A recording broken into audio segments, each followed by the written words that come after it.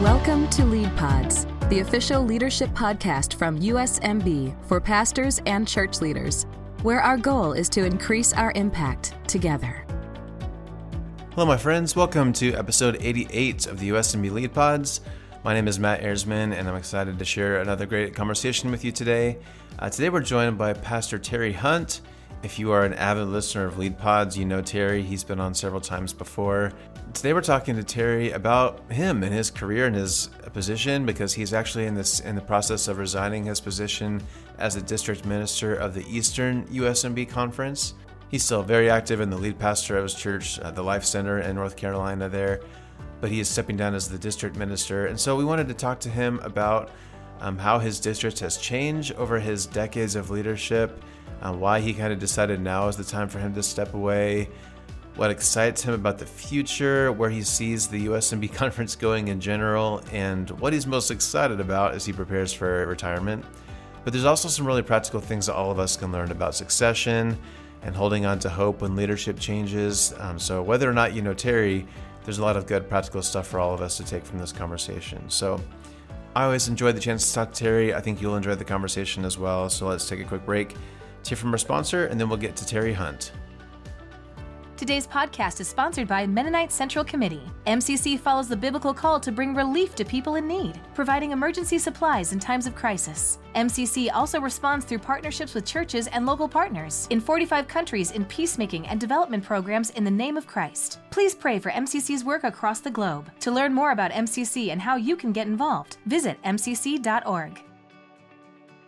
All right, my friends, so we have another return guest, and I think it's safe to say this person's probably an MB legend at this point. We got our friend Terry Hunt is back with us today. Terry, I think you've been on the podcast, 3 times, something like that. So you might be the most recurring guest. So congratulations. Oh my. Good, thank you. It's good to see you again, my friend. You too, brother.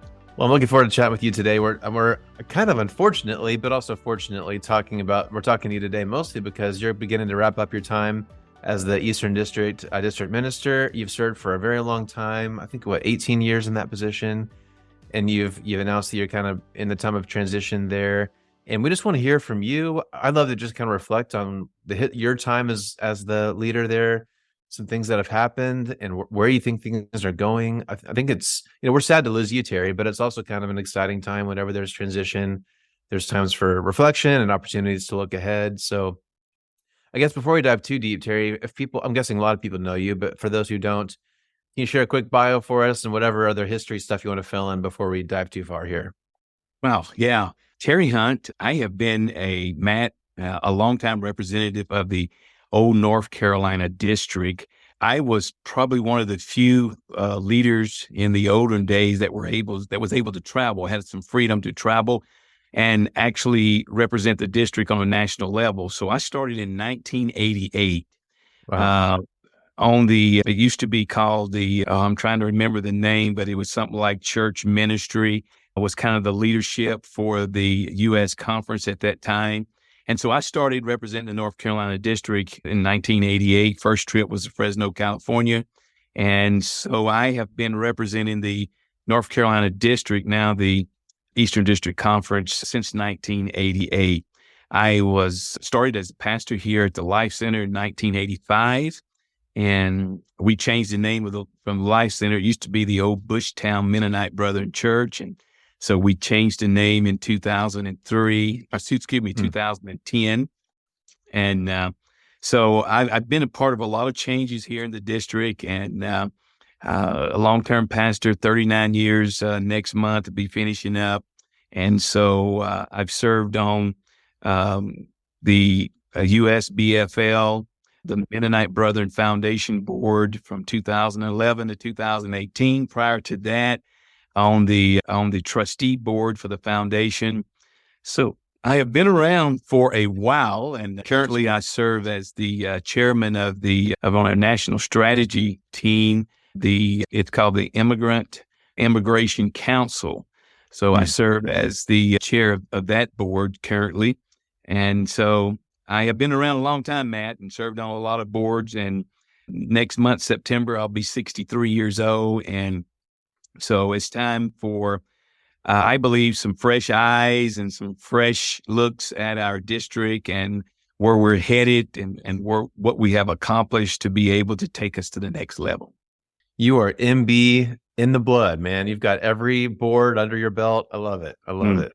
And you started in 88. I won't tell you that I was born in 88. So I won't tell you that. But you've been a stable leader for all these years. And Terry, we're just so grateful for all that you've done for the district and for denomination. A couple more kind of background questions. So district minister, again, a lot of us who've been around for a while probably have a decent understanding of what that is, but it is a kind of unique position. Can you kind of explain what that is and what that means for you? It is. Mainly the role of a district minister is a pastor to the pastors. We pastor the pastors. We walk alongside of them, help them in their pastoral journey. We help out with church conflicts and resolutions. We are there to help churches as they grow, as the church plants. We just walk beside our churches in our districts to make sure that they are healthy and fundamentally and spiritually sound. And so that gives us opportunities to be in a lot of spaces, to help a lot of churches thrive. And pastors, when they get discouraged, downhearted, feel like they want to give up and quit, we are there for them. We also represent our districts on a national level. By default, we sit on the National Leadership Board as an advisory, not as a voting member. And then we also make up the National Board in Faith and Life, and also the nominating committee for the U.S. conference. And so we, as a DM, your hands is in a lot of different places, but because of the experience and the knowledge that you have of the district and the national, that makes it a very vibrant role to play in our district. Yeah, that's a very important role. Thanks for explaining that. That's good. So you mentioned, you've been in this position for a very long time. You mentioned briefly the history. It used to be called the North Carolina District. So if I remember right, I think before when you took over, I think there was 6 churches in the district, and now I think it's tripled. I'd just like to hear from your perspective, since you've been around, how does it look different today? Because I know it looks drastically different today than it did back then. Yeah, because geographically we are basically located here in North Carolina, possibly around the 200-mile radius of all the churches. And so it was very easy to be able to connect with these churches face-to-face, in person. But as our district began to grow, we took on an Ethiopian church in Alexander, Virginia, which is about 6 or 7 hours from here. And so that allowed us to kind of stretch ourselves outside of our comfort zone in our state. And then we partnered with Central District Conference. At that time, the DM was Rick Eschbog. And so some Congolese churches began to talk about joining up with the Central District. And we noticed from a geographical standpoint, they were more east of the Rockies and more towards the East Coast. So Rick contacted me and we began conversation, meeting with Congolese leaders. We had a conference in 2018 in Cincinnati. And from that time, we realized that it would be a better fit for those churches from Ohio, Maine, Kentucky, Tennessee, Virginia, Georgia to be incorporated into the North Carolina district. And so from there, we began to talk about we need to change the name because it just doesn't fit. And so being a North Carolina Tar Heel fan and part of the ACC, the Atlantic Coast Conference, we wanted to name our district that, the Atlantic Coast Conference, but we couldn't because of the ACC. So we wanted to keep it in line with the other districts like Central District Conference, Pacific District Conference, Southern District Conference. So we felt that it would be best if we called ourselves the Eastern District Conference. And that would be more in line with the other U.S. districts that we have. So that's where we landed on changing our name, taking in these churches from different states, walking alongside of the Congolese churches who were mainly immigrants who just came to the U.S., started a church, needed a lot of hand holding to get them started, as well as to get them acclimated here in the U.S. So that's kind of a little bit brief history. I started as a DM here in 2005. The gentleman that was before me was doing the DM work. I still was doing the traveling, representing the district because I was able to travel and they were not, but officially took over the position. I was the assistant kind of DM, doing a lot of the work and helping out. But James Fox did a great job as a DM. And prior to that was James Isabel. And so it was just a great opportunity to step in those guys' shoes and to be able to help lead a great district. So beyond just expanding both the number of churches and the geographic distance, would you say is the Ethiopian and Congolese churches, is that kind of the biggest change that you've seen under your leadership, or what's been kind of the biggest thing that's kind of stood out to you? Yeah. I would say bringing on partnering with the Congolese and Ethiopian churches has been the biggest change. And we have one Hispanic church that is actually, they're in our old Bushtown building. We vacated that building in 2011. And so we was approached by a Hispanic church that needed a building, but they also needed a family to belong to. And so it worked out both ways. We accommodated them, they accommodated us. And so by having different ethnic groups, different languages has been a big challenge, but a wonderful partnership that we have with these churches. And we have learned a lot from them, Matt. I always tell people, if you and I want something or need something, we can run to the mall or Walmart or go online and order it and shows up at our door. Not to say that we are privileged or that we have excess in money, but when you come to a nation and you don't speak the language, you don't have a place to live, and you're just trying to survive. And so these churches are in survival mode, and so coming alongside and helping them get established and thrive has been one of the biggest blessings for me as a DM to see that. And then the faith that they have, Matt, it just trumps our faith. I'm not saying that we're just outright unbelievers, but they have to trust and believe God for everything. Yes. There were other things you and I take for granted because we are Americans and we're used to, getting what we want basically, but they don't have a lot of resources, so they have to trust God for it. And for listeners, if you missed it, we interviewed Pastor Alex, who's in Terry's district. We've talked to Henry several times. So if you want to check out the archive, we've talked to several of these leaders, and they are doing such a great job. Yeah, amazing. Who was it? Alex just bought his first home last year that he's ever owned in his life. Yeah, that's incredible. It is. And to celebrate that with him was phenomenal. Henry just graduated from Tabor College with his master's. And that story, I don't say this and tell everybody this is the way you need to start your master program, but Henry started with zero. I mean, with nothing. Yeah. And just jumped in by faith and trusted God. And, May was rolling around graduation. I got a call from Tabor that said, hey, we've got a gentleman in your district that he needs to pay a tuition before he can graduate. And I'm like, whoa, okay.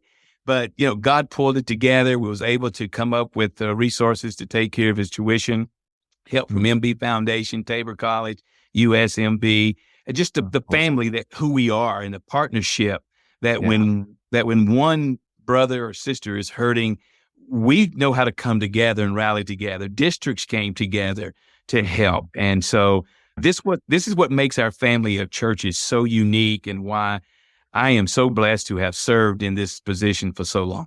Yeah, that's very cool. That's a great example. I love that. Yeah. So I think you mentioned earlier, Terry, that you're stepping down officially from the DM role. I think you're going to kind of stick around and help kind of an interim for a little while. Yeah. As we look for a replacement, we are in the application process, accepting resumes for that. But it's going to be a little while, so we're not really rushing.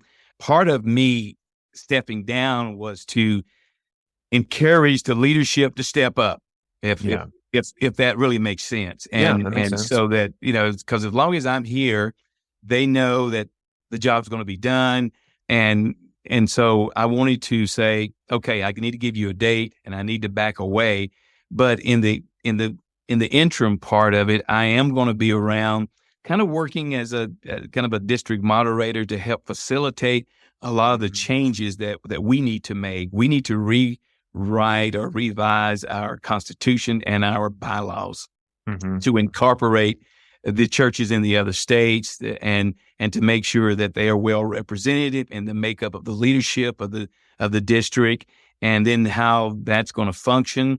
In years past, Matt, the district was actually, when it was the North Carolina district, we were responsible for supplying church pastors for the churches.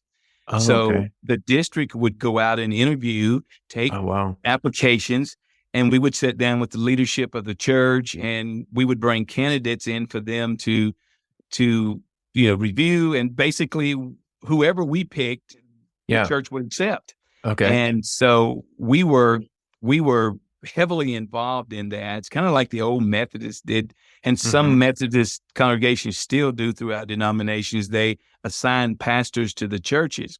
Yep. Well, we were practicing that same thing. And so by being in a small geographical area, you knew all the pastors, you knew the local pastors, you knew who was looking for a pastoral position. And so it was pretty easy to fill those positions, as well as you knew who were associate pastors in the churches that had the desire and the call to be a lead pastor.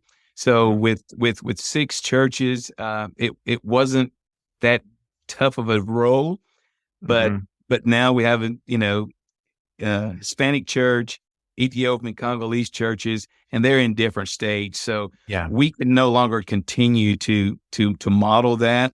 And so part of this rewrite of our bylaws is going to make sure that none of that old language is in there, and that's going to be taken out. Churches will be responsible for, hiring their own pastors.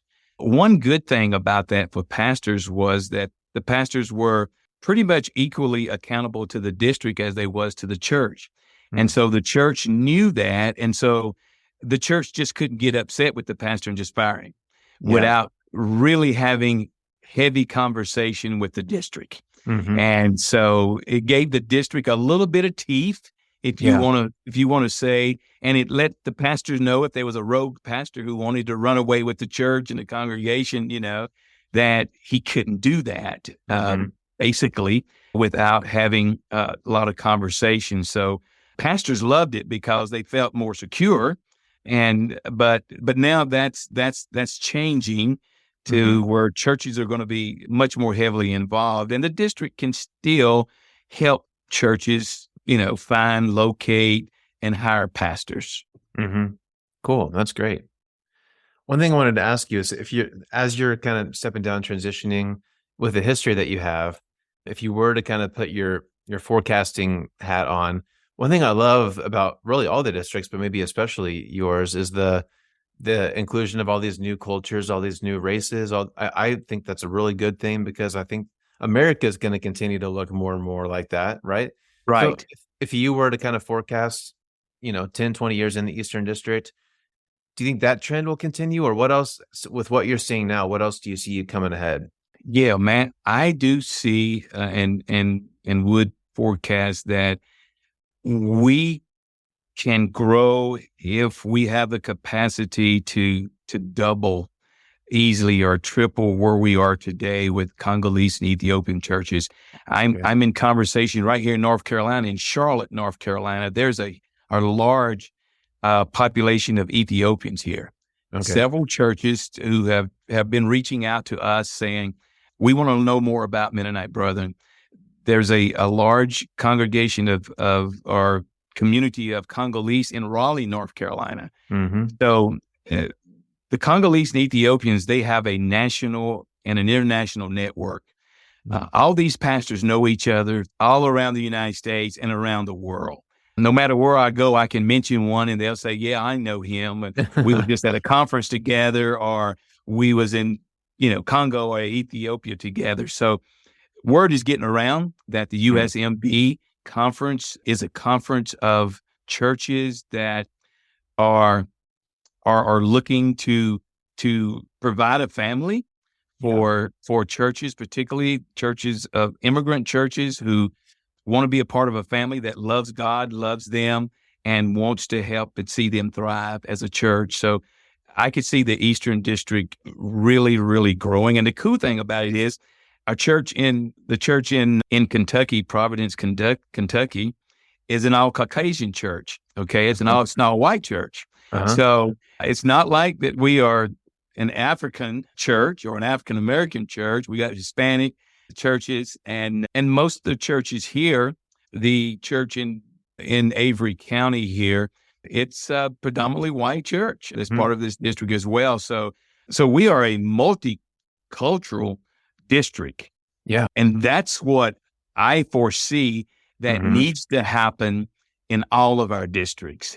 Yeah. Because there's Congolese, Ethiopians, African American, Hispanics, Asians. They're all kind of people now that make up in our districts.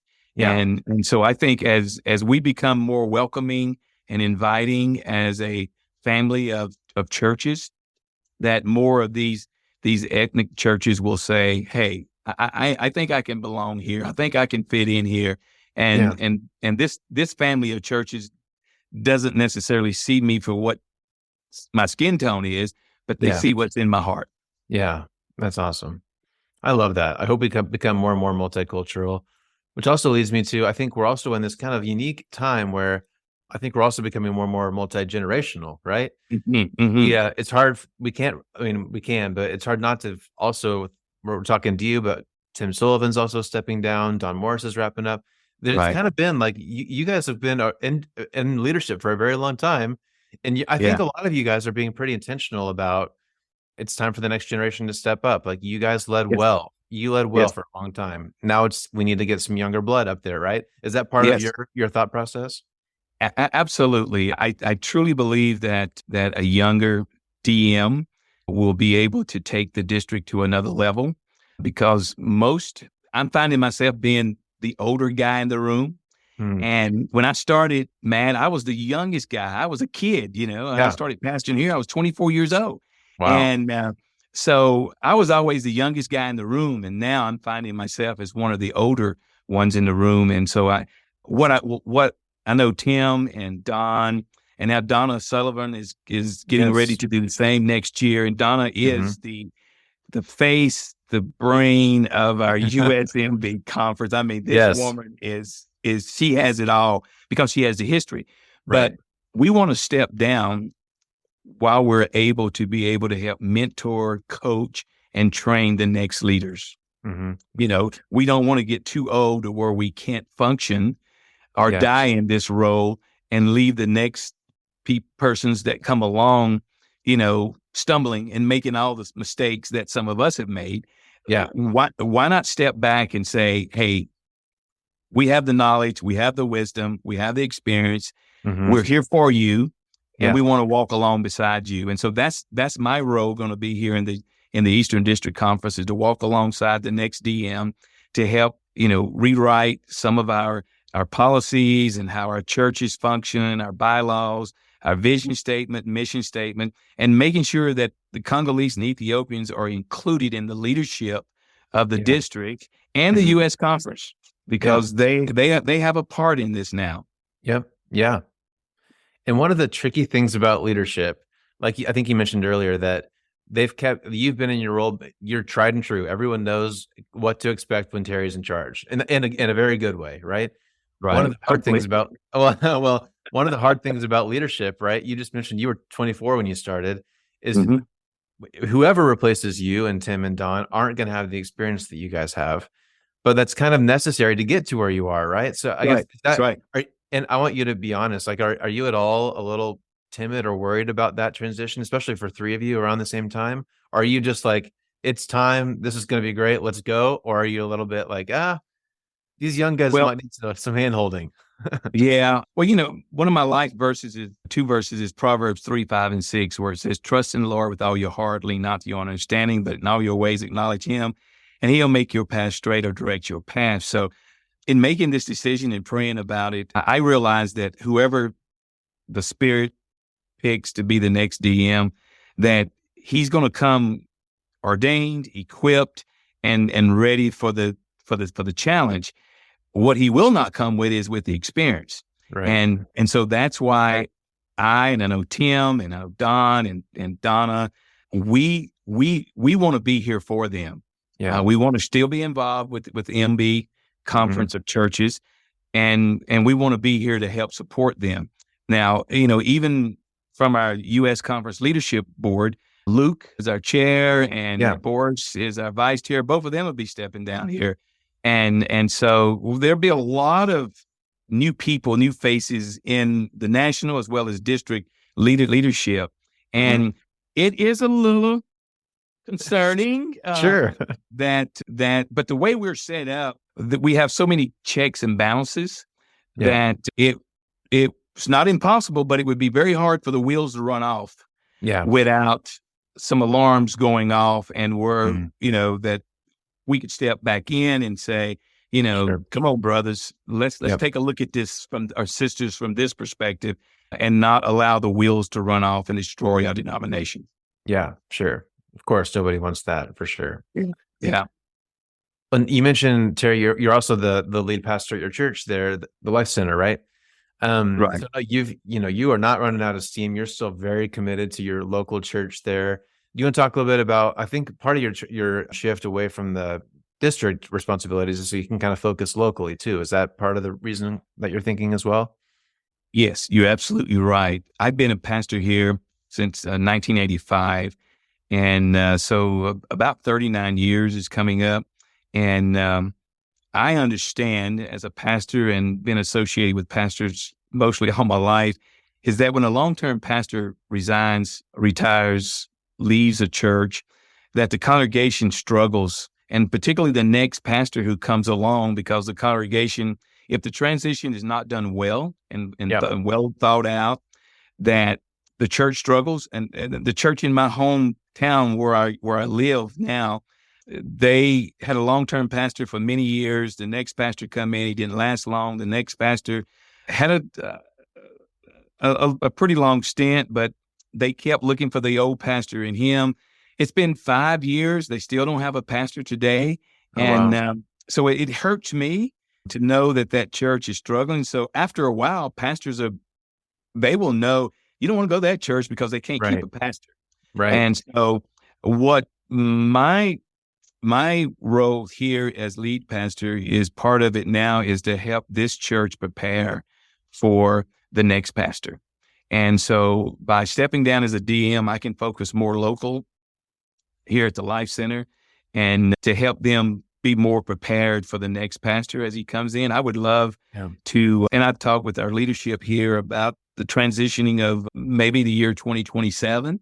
And I would love to have some things in place, and maybe even if the church is in agreement, to even hire the next pastor on and spend 6, 8, 9, 10, 12 months with him, just walking beside him. And maybe he comes in as an associate pastor or a teaching pastor, and I'm more of an executive type pastor. But I would love to have that opportunity just to walk alongside with him, to make sure that, one, the transition goes well, the congregation accepts him, and that he feels that this is where he's going to spend the time that God is going to give him here to grow this church.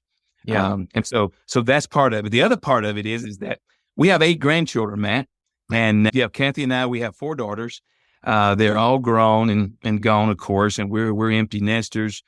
And I want to invest back into my grandchildren. I don't want them to have an old pawpaw that can't do anything with them. Sure. While I still have some vigor and some life left in me, I want to be there with them to support them, but also to train them and tell them about Jesus. The important thing in life is to invite Jesus into your heart and to become a servant of Jesus Christ, Right. and to make your life count for him. You can be a doctor, you can be a lawyer, or a judge, or a teacher, or a police officer, or even a pastor. Those are great occupations, but the most important thing is to be a servant of Yeah. Jesus Christ. And I want them to see the humility in me. I want to teach them how to, drive a tractor, ride a lawnmower. I want to teach them how to fish, how to hunt, how to plow a field. I want to teach them how to tie a tie, change a tire on a car. I just want, Yeah. everything that's in me that I can pour into them. I want to do that before someone stands over my coffin and says ashes to ashes and dust to dust, and I don't know, that could be the day, but if God allows me the time, I really want to invest back into my grandchildren. Yeah, that's awesome. I love that. You get your priorities in the right spot. I love it. That's very cool. Yeah, Matt, you got to have a plan when you retire. Yes. You have to have a plan. What's the next chapter in your life? And so I've been working on this plan for some time, meeting with other pastors who have transitioned out. And so I want to finish well. I want to finish strong, Matt. I want to finish to where when Jesus says, "Well done, thy good and faithful servant," it's going to be with an exclamation point, because I want to finish strong. And so that's my heart's desire, and that's where I want to invest my time. Well, if I can summarize our time together today and the time I've known you, you've got plenty of vigor left in you. You're not running out anytime soon, from what I can tell. So, well, Terry, I've got kind of two questions to wrap up, and you've kind of hit on both of these already, but I want to give you a chance just if there's anything else you want to say. So one, you just mentioned that you've been planning this season for a while. Like this wasn't like a flippant, I'm tired, ready to be done. Yeah. You've thought through like this, you have a succession plan. And that's something that I think a lot of churches, for whatever reason, kind of struggle to do that well, often at least. So I want to hear you, if someone is in a similar stage of life that you're in, any advice that you have for them for a succession plan? That's question number one. And again, we've hit on this a little bit, but I want to, for anyone listening who maybe this is news to them that you're stepping down, or, Tim or Don or Donna, if someone's a little bit nervous about this season that we're stepping into, and a lot of these really just stable leaders are kind of wrapping up, new people are coming in, if that rattles them a little bit, again, you kind of talked about that a little bit, but anything else you want to say as we're in this kind of transition time on the national level? Sure. I think every pastor, every leader needs to have a succession plan, an opportunity to finish well, finish strong, but also to make sure that the church or whatever they're involved in has that same vision and plan to make sure that the transition goes well and strong. Because you don't want to just come in next Sunday and say, "Folks, this is my last Sunday here, and God's called me to go to Wilmington, North Carolina, and fish for the rest of my life." Right. No, Tim and I would love that, by the way. but no, that's not what the plan is. We want to have a plan in place to where the church can continue to grow and thrive. The district can continue to grow and thrive, and to embrace all the gifts that God has given to this district through the Congolese and Ethiopians and Hispanic churches, and to continue to grow in those areas. So it is important to have a plan for yourself so that you don't go home and sit down in the rocking chair and just, you want to continue to be used by God. You want to continue to be a resource for those that's coming along behind you.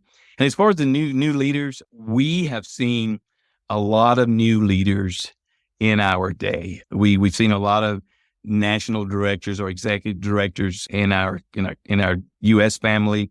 We have seen a lot of leaders in our leadership board and all the other boards. I believe the scripture is true. To whom God calls, he ordains, and he equips, and he gifts with the capacity and the wisdom to be able to lead. Mm-hmm. And I believe the new upcoming young leaders that will replace us, I truly believe, Matt, that we're going to be in good hands. I know on the leadership board, as well as districts, you take the Pacific District. We have a young superstar there that I'm in love with, and just spent a lot of time with him. The Central District just took on a new DM, and I'm excited about him and his family and the work that they're doing. And he's a Hispanic brother, basically, and in the Central District. And so I'm excited about that. Hey, we don't look at ethnicities or skin tone. We look at the best qualified people that God puts before us.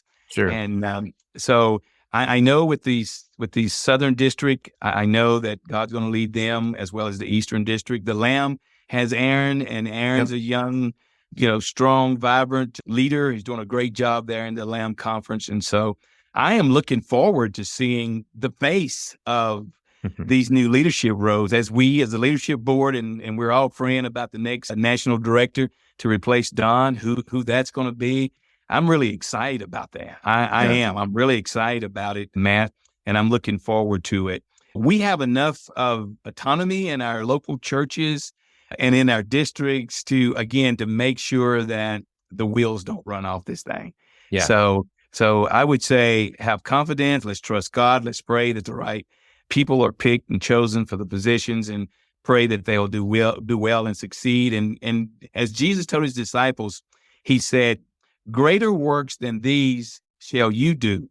Mm-hmm. And so that's the baton that we're handing off, Matt, to the next leaders. When we put it in their hand, we're telling them to take off running, and greater works than what we've done, you shall do. I love that. And Terry, I just appreciate your heart, your perspective, because I know for some people in your shoes, it'd be really hard to let go of the reins, and they'd be reluctant to pass it on. But I love your heart, your passion, your dedication to help this thing run smoothly, find the right person. I think you're modeling succession really well. So thank you for that. I really appreciate it. Thank you, brother. Hey, and Matt, anytime you want to reach out to some of us old guys, maybe you could have Tim and I on a rig at the same time and just say, guys, what's it like being the retired ex-DMs? I'll get you on Zoom. The three of you will be fishing somewhere. You won't even be paying attention to me, but you can. No, we'll be saying, Matt, look. Yeah, look what I got. Look what I got. Well, Terry, we just want to honor you. Thank you for 35, 36, whatever, how many years it's been. Yeah.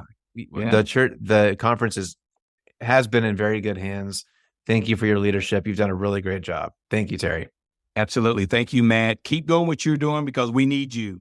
You are transforming our entire denomination by telling our stories so that people that don't know us can know what's happening on the East Coast, Pacific, and all over the U.S. Thank you. Yeah. Oh, thank you. Thanks for your service, Terry. Grateful for you. Yep. Absolutely, brother. USMB Gathering 2024 is heading to Omaha, Nebraska, July 23rd through the 27th of 2024. Plan now to join us at the Doubletree Hotel, downtown Omaha, for our biennial National Pastors Conference and National Convention. Our theme is Salt and Light, Faithful Living in a Secular Culture, with a focus on living unreservedly in the way of Jesus. Gathering will feature speakers Greg Hogue and Brian Kluth, sponsored by MB Foundation, as well as Natasha Crane, Don Morris, and the new USMB National Director. Registration information will be posted on our website at www.usmb.org. Please save our date, July 23rd through the 27th, 2024, and plan to join us next summer in Omaha. Well, once again, Terry, thank you for your time today, and thank you for your many years of service, both with the Eastern District and USMB in general. You served well, my friend, so thank you for your years of service. And listeners, I hope this has been a good conversation for you as well. And I don't know, obviously, where you're at in your career or your church involvement, but Terry's really wise, giving us that encouragement to really always be thinking about succession. Who could take your place? Who can you start training now? I think a lot of us get so busy day to day that doesn't really cross our minds, but that's an important conversation for all of us, regardless of our age or stage in our careers. So I'm grateful for that word of advice. And as well for Terry's reminders there towards the end that obviously this is Christ's church. He's going to build it. Leadership is very, very important, but we don't need to worry too much when there are times of transition, especially in a denomination like ours that has so many checks and balances. We're going to be in good hands for many years to come. Okay, for a little bit of a teaser for next episode, we're actually going to kind of continue this conversation, because next time I'm going to talk to Tim and Donna Sullivan. Tim is a Southern District minister, and Donna has been on staff for USMB for I think close to 30 years, so they're both also leaving their positions, and so we're going to kind of continue this conversation. hear from them about how and when and why they decided to phase out, what this stage of life looks like for them, and what's next for this Southern District. So I encourage you to subscribe wherever you're listening and join us for that conversation next time. But in the meantime, have a great week, and we'll hope to see you next time. Thanks for listening to Lead Pods. Make sure you don't miss an episode by subscribing to our show wherever you're listening today. Learn more by visiting usmb.org. And be sure to follow us on Facebook, Instagram, and Twitter. We'll see you next time as we learn more practical tools to increase our impact together.